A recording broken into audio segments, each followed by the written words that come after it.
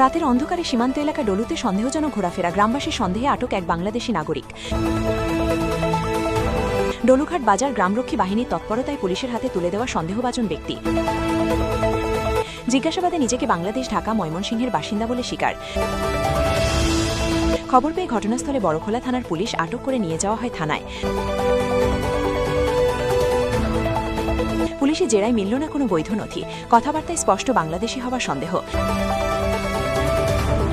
বাংলাদেশ ছাড়া অন্য কোনো জায়গার নাম বলতে ব্যর্থ সন্দেহভাজন।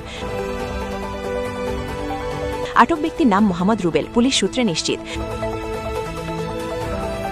সোমবার বর্ডার ব্রাঞ্চের হাতে তুলে দিল বড়খোলা পুলিশ। ঘটনাকে ঘিরে বড়খোলা ও ডলু এলাকা জুড়ে তিনটে চাঞ্চল্য।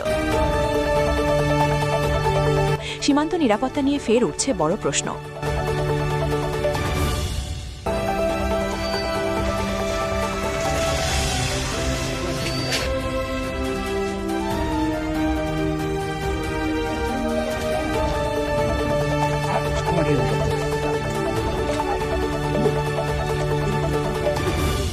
নিশ্চিত। সোমবার বর্ডার ব্রাঞ্চের হাতে তুলে দিল বড়খোলা পুলিশ।